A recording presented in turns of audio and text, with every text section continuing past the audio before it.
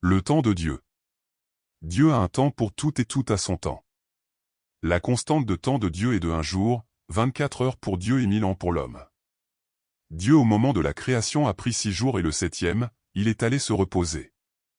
Le temps total pour l'homme est de 7000 ans.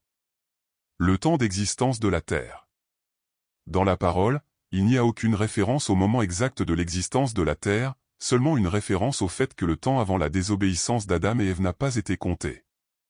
Le fait que le temps ne soit pas compté a sa logique, pourquoi compter le temps si tout était éternel?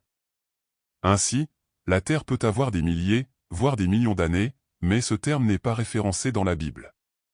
Déjà par rapport à notre temps, tout est compté et le temps de repentance est de 7 jours pour Dieu, 7000 pour l'homme.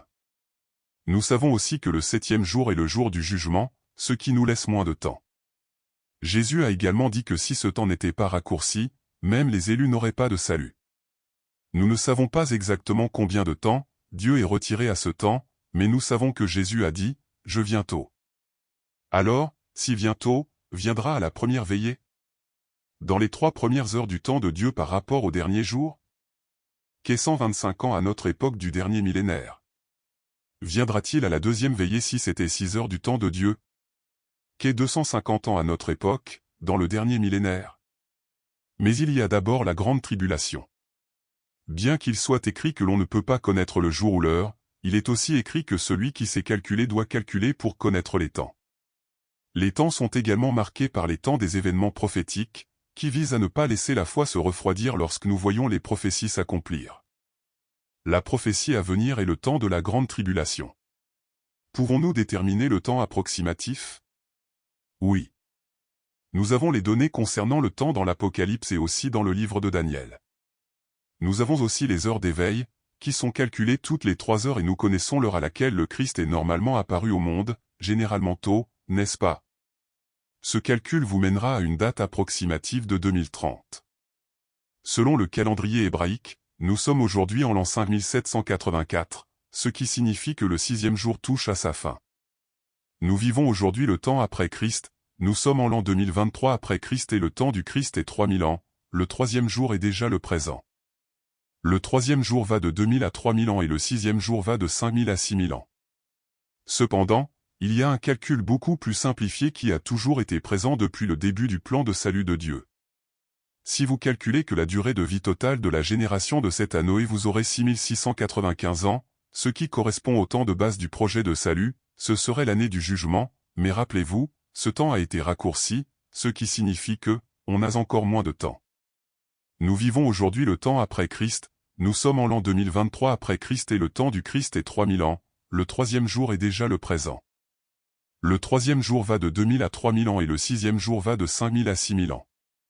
Cependant, il y a un calcul beaucoup plus simplifié qui a toujours été présent depuis le début du plan de salut de Dieu. Si vous calculez que la durée de vie totale de la génération de Seth à Noé est de 6695 ans, ce qui correspond au temps de base du projet de salut, ce serait l'année du jugement, mais rappelez-vous, ce temps a été raccourci, ce qui signifie qu'il reste moins de temps. Si l'anticipation du temps est de 21 heures, ce qui signifie que la grande tribulation serait dans les 3 premières heures, dans la première veillée, elle correspondrait dans le calendrier hébreu à l'année 5820 et serait dans notre calendrier l'année 2035. La durée totale de vie de Sem jusqu'à l'appel d'Abraham est de 3271 ans. 3271 ans correspondent à l'année de la naissance du Christ, dans le calendrier hébreu, dans notre calendrier ce serait quelque chose de proche de l'année 0.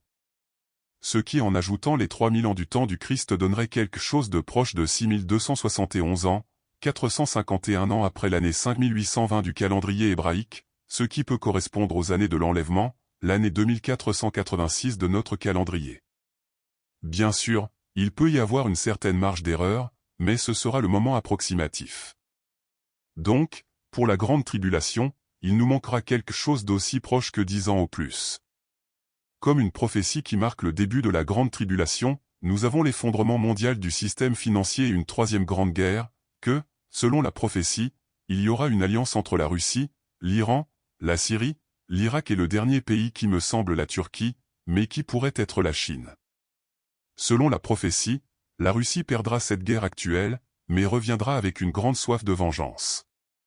Ce message vise à partager les connaissances. Apporte l'espoir, que Dieu vous parlera à travers le message, parce que je révèle une partie. Comme le dit le mot, nous le savons en partie, parce que tout est complété ensemble, où l'Esprit révèle la plénitude.